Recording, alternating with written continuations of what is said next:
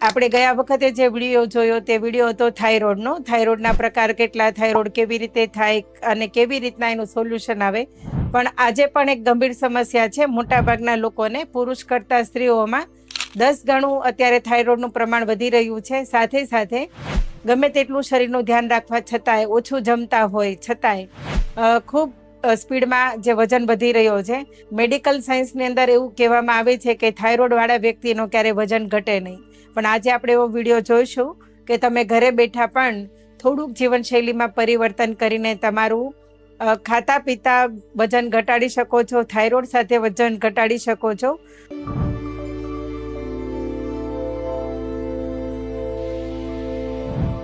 તો એના વિશે આપણે જાણીએ.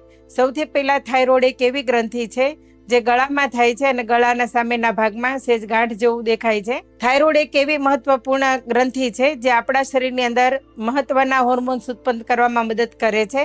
સાથે સાથે આપણી પાચન ક્રિયાને પણ સારી કરવામાં મદદ કરે છે. થાઇરોઇડ 2 પ્રકારના હોય છે, હાઇપોથાઇરોઇડ અને હાઇપરથાઇરોઇડ. આ બંને પ્રકારમાં જે આપણે આજે જાણવાના છીએ એ છે હાઇપોથાઇરોઇડ. આ વિડીયોના માધ્યમથી આપણે આજે જોઈશું કે એવું શું કરી શકાય અને આવું વજન વધારો શા માટે થાય છે અને થાઇરોઇડ શો કેવી રીતના થાય, થાઇરોઇડ છે એવી ખબર કેવી રીતના પડે, એના સિમ્ટમ્સ શું હોય છે એ જાણવાનો પ્રયત્ન કરીએ. વ્યક્તિને વારંવાર થાક લાગવો, મૂડ સ્વિંગ થવો, અચાનક વજન વધારો, અચાનક વજનનો ઘટાડો થવો, સ્નાયુનો દુખાવો, કોલેસ્ટ્રોલનું વધવું, ધબકારાનું ચડ ઉતર થવું એટલે કે ધબકારા વધવા અને ઘટવા, આવી ઘણી બધી તકલીફો અને મોટાભાગે માસિક સ્ત્રાવની અંદર ફેરફારો જોવા મળે છે.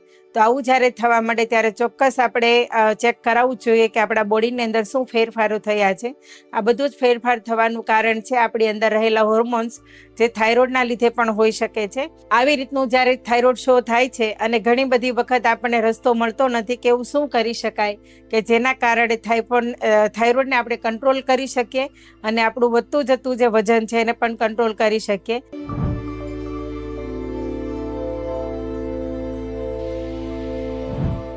તો સૌથી પહેલા છે ધાણાનું પાણી. ધાણાને 2 રીતે લઈ શકાય છે. એક લીલા ધાણાની ચટણી, જે દેશી ધાણા જો આપણને મળી જાય અને માર્કેટમાંથી જો તમે લાવો છો તો એની અંદર દવાનું પ્રમાણ, પેસ્ટિસાઇડનું પ્રમાણ વધારે હોય છે. તો એ ધાણાને 1 કલાક સુધી પહેલાં પાણીમાં પલાળીને રોજને માટે સવારે અડધું પાણી બળે ત્યાં સુધી ઉકાળીને રાત્રે સૂતી વખતે જો લઈએ તો આપણે થાઇરોઇડને કંટ્રોલ કરી શકીએ છીએ. આની સાથે સાથે ધાણા માત્ર ને માત્ર થાઇરોઇડ નહીં પણ ઘણી બધી તકલીફોમાં આપણને સાથ આપે છે.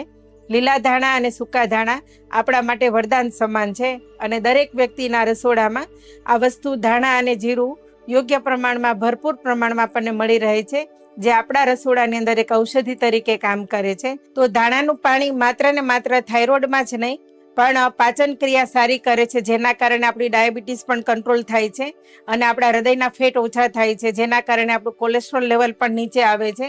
હોર્મોન્સ અસંતુલન થવા, વધુ પડતી તરસ લાગવી, સ્ટ્રેસ આવવો, આવી ઘણી બધી જે લાઇફસ્ટાઇલના અકોર્ડિંગ આવેલી તકલીફો છે એને આપણે કંટ્રોલમાં કરી શકીએ છીએ. ધાણાની પ્રકૃતિ શીત છે અને શીત પ્રકૃતિ એના કારણે આપણા બોડીને ઉર્જાવાન પણ રાખે છે.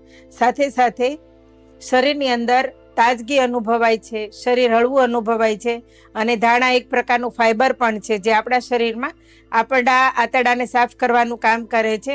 ફાઇબર બોડીમાં જવાથી પાચન ધીમે ધીમે, એટલે કે આપણો જે ખોરાક છે ધીમે ધીમે પચે છે. તો એના કારણે ઘણી બધી એવી ખોટી ભૂખ લાગતી હોય તો એમાં પણ આપણને કંટ્રોલ કરી શકીએ છીએ. એટલા માટે જ ફાઇબરનું પ્રમાણ પણ વધારવું ખૂબ જરૂરી છે. ધારો કે લીલા શાકભાજી છે, સલાડ છે અને રેસાવાળા શાક છે, તો જે આ ફાઇબરનું કામ કરે છે આપણા બોડીની અંદર અને એન્ટીઓક્સિડન્ટ પણ છે, જેના કારણે રોગ પ્રતિકારક શક્તિમાં પણ વધારો કરે છે.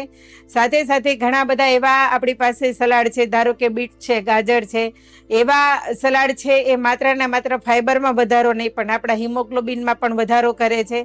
તો ઘણી બધી વખત આપણને એવું લાગે કે આવું બધું એક કૂચા સમાન લાગે છે કે ખાવું ગમતું નથી. એ 100 ગ્રામની અંદર 20 જ કેલેરી હોય છે, જેના કારણે આપણે મોટા ભાગનું સલાડ ખાધું હોય ને ઘટે એટલું ભોજન ખાધું હોય તો ફટાફટ વજન ઘટે છે, કેમ કે આપણે ભૂખ્યા પણ નથી રહેતા અને આપણા બોડીમાં આપણા જે ખોરાકની જરૂર છે એ ખોરાક પણ મળી જાય છે અને કેલેરી ઓછી જાય છે. સાથે સાથે જ્યારે આપણે સલાડ ખાઈએ છીએ તો સલાડ એક કૂચાનું કામ કરે છે, એટલે કે આપણા આંતરડાની અંદર ખૂણે ખાચરે પડેલો જે મળ છે એનું સાફ સફાઈનું કામ કરે છે, જેના કારણે જે લોકોને સિવિયર અને ગંભીર કબજિયાત રહેતો હોય તો એમાં પણ એમને ઘણી બધી રાહત થાય છે. માટે જરૂરી છે કે શરીરની અંદર ફાઈબરનું ઇન્ટેક કરવું. સાથે સાથે આપણે જે તકમરિયા કે સિયા સીડ્સ લઈએ છીએ અથવા 1 ચમચી મેથી રાત્રે પલાળીને સવારે પાણી પીએ અને મેથી ચાવીને ખાઈએ તો એ પણ ફાઈબરનું કામ કરે છે.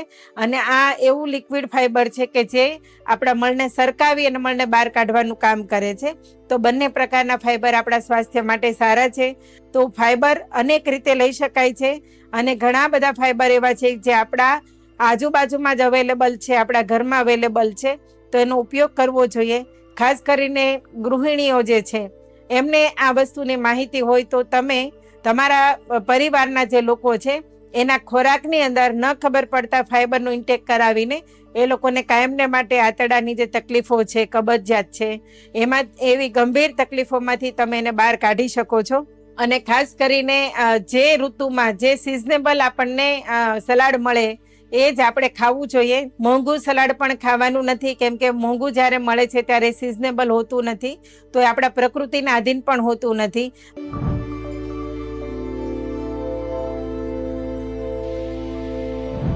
સાથે સાથે આપણને થાઇરોઇડ છે અને આપણે વજન ઘટાડવા પ્રયત્ન કરી રહ્યા છીએ, તો અમુક આદતો આપણે બદલાવવી જોઈએ. અને એમાંની આદતોમાંથી એક આદત છે કે તમારી વારંવાર ખાવાની ટેવ. અને એની અંદર તમે જે કાર્બોહાઈડ્રેટનું પ્રમાણ વધારી રહ્યા છો, તો કાર્બોહાઈડ્રેટ એટલે કે અમુક પ્રકારનું અનાજ, અને એની અંદર જ્યારે તમે એને જમો છો ત્યારે તમારી એ કાર્બોહાઈડ્રેટની અંદરથી 2 વસ્તુ છૂટી પડે છે. એક છે સુગર અને બીજું છે ચરબી. તો આ બંને વસ્તુ આપણા સ્વાસ્થ્ય માટે યોગ્ય નથી. માટે કાર્બોહાઈડ્રેટનું સેવન બને તેટલું ઓછું કરવું જોઈએ. સાથે સાથે ખાંડનો ઉપયોગ પણ બિલકુલ નહીં કરવો જોઈએ, કેમ કે ખાંડ એક પ્રકારનું સફેદ ઝેર છે, આપણે બધા જાણીએ છીએ. ખાંડથી કોઈ પણ પ્રકારનો ફાયદો થતો નથી. અપચો થાય છે, ડાયાબિટીસ વધે છે અને શરીરની અંદર મેદસ્વીતા પણ ખાંડના કારણે વધે છે.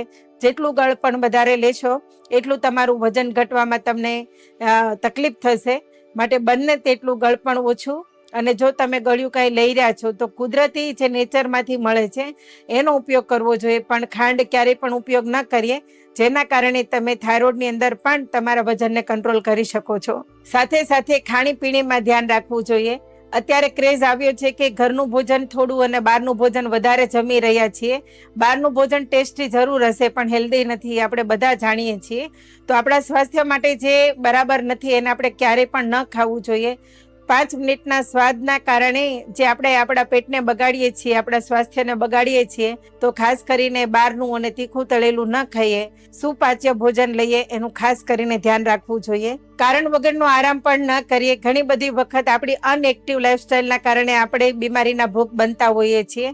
માટે આપણા કામ આપણે પોતે જાતે કરીએ, આપણી લાઈફસ્ટાઈલને એક્ટિવ રાખીએ, બેઠાડું જીવન ન જીવીએ, કંઈક ને કંઈક એવી પ્રવૃત્તિ કરતા રહીએ જેના કારણે આપણું બોડી અને આપણી આળસને પણ આપણે બહાર કાઢી શકીએ અને આપણા બોડીને ફ્લેક્સિબલ રાખી શકીએ. સામાન્ય લોકો મેદસ્વીતાના કારણે, થાઇરોઇડના કારણે જે વજન વધી જાય છે એના કારણે વધારે પડતી આળસ બોડીમાં આવી જાય છે, પોતાના શરીરને હલાવતા નથી. માટે એક ટેવ બીજી પાડીએ કે આપણને સવારે અને સાંજે થોડું થોડું હાલવાની તૈયારી રાખીએ. કંઈ પણ નથી કરતા તો અડધો કલાક થાય એટલે ઘરમાં ને ઘરમાં 10 મિનિટ માટે કોઈ પણ એક્ટિવિટી અથવા તો થોડું ચાલી લેવું જોઈએ. અને યોગ અને પ્રાણાયામ. આપણને હેબિટ છે કે સૂર્ય આપણને જગાડે છે, આપણે સૂર્યને નથી જગાડતા. ખરેખર દરેક વ્યક્તિએ બ્રહ્મ મુહૂર્તમાં જાગવું જોઈએ, અથવા તો સૂર્ય ઉગે તો સૂર્યની સાથે જાગતા શીખો અને થોડો સમય પોતાના સ્વાસ્થ્ય માટે આપો. ધ્યાન, યોગ અને પ્રાણાયામ આ આપણા સ્વાસ્થ્ય માટે ખૂબ જરૂરી છે. જો તમને એનું કોઈ નોલેજ નથી તો કોઈ યોગ્ય યોગાચાર્ય હોય તેમની પાસેથી સલાહ લઈ અને પ્રાણાયામ અને યોગ કરવા જોઈએ, જે આપણા સ્વાસ્થ્યને માટે પણ સારા છે અને માનસિક તણાવ માટે પણ સારા છે. ઘણી બધી વખત સ્ટ્રેસના કારણે અને માનસિક તણાવના કારણે આપણે ઘણી બધી બીમારીના ભોગ બનીએ છીએ અને કંઈ જ નથી ખબર પડતી. તો સૂર્ય નમસ્કાર આપણા માટે સંપૂર્ણ વ્યાયામ છે, જે કરવાથી આપણને યોગ પણ બધા મળી જાય છે અને પ્રાણાયામ પણ બધા મળી જાય છે. કેમ કે એમાં યોગ્ય રીતે જો શ્વાસોશ્વાસની ક્રિયા સાથે સૂર્ય નમસ્કાર કરવામાં આવે તો કહેવાય છે કે સૂર્ય નમસ્કાર સંપૂર્ણ વ્યાયામ છે. અમુક પ્રકારના આસનો જેમ કે વજ્રાસન છે, હલાસન છે, પવન મુક્તાસન છે, મત્સ્યાસન છે, આવા દરેક પ્રકારના આસનો યોગ્ય વ્યક્તિના સાનિધ્યમાં લેવા જોઈએ, કેમ કે જે લોકો આસનોને જાણે છે એમની સલાહ લઈને આસનો શીખવા જોઈએ અને આસનો કરવા જોઈએ. તમારું પાચન તંત્ર કરતાં ઓછી કેલેરીનું ભોજન તમે દિવસ દરમિયાન લો અને થોડી ઘણી એક્ટિવિટી સાથે તમે યોગ્ય સલાહકારની ધ્યાનમાં રાખીને કોચિંગ દ્વારા તમે તમારું વજન જો ઘટાડશો તો 110% તમે સારું એવું વજન થાઇરોઇડ સાથે ઘટાડી શકશો. જો આ માહિતી તમારી પાસે નથી તો સ્ક્રીન ઉપર જે નંબર આવી રહ્યો છે તેનો કોન્ટેક્ટ કરીને તમને જે પણ સલાહ જોઈએ છે વજન ઘટાડવા માટે અથવા તો થાઇરોઇડને કંટ્રોલ કરવા માટે અથવા તો ખાતા પીતા તમારે વજન ઘટાડવું છે, ફેટ લોસ કરવો છે, તો 100% ગેરંટી સાથે તમને એવું જબરજસ્ત કોચિંગ મળશે કે જેના કારણે તમારું જીવન હેપી અને હેલ્ધી પણ બનશે. થાઇરોઇડનું મુખ્ય કારણ છે આયોડિન યુક્ત ખોરાક, અને બોડીની અંદર જો આયોડિનની કમી છે તો પણ થાઇરોઇડનું પ્રમાણ વધી શકે છે. માટે તમે તમારા ખોરાકની અંદર એવું કંઈ લઈ રહ્યા છો કે જેનાથી પૂરતા પ્રમાણમાં આયોડિન મળે, જો નથી લેતા તો તમારે યોગ્ય ડૉક્ટરની સલાહ મુજબ આયોડિનનું પ્રમાણ બોડીમાં વધારવાનો પ્રયત્ન કરવો જોઈએ. બીમાર પડો અને દવાખાને જાઓ એના કરતાં એવી સિસ્ટમ અપનાવો કે તમે ક્યારે બીમાર જ ન પડો. આપણું સ્વાસ્થ્ય આપણા હાથમાં છે.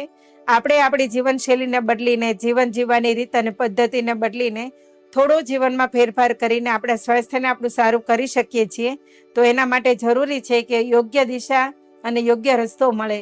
તો એના માટે આવા વિડીયોને સાંભળતા રહો અને જરૂર પડે ત્યારે અમારો સંપર્ક કરો અને અમારી સાથે જોડાઈ અને તમે માત્ર તમારું જ નહીં પણ તમારા પરિવારનું જીવન પણ હેપી અને હેલ્ધી બનાવો. જ્યાં પણ તમને અમારા સલાહ સૂચનની જરૂર પડે ત્યારે અમે અને અમારો પરિવાર, અમારો જે સ્ટાફ છે તમારી સાથે છીએ. તમે ગમે ત્યારે અમારી સલાહ લઈ શકો છો. ધન્યવાદ.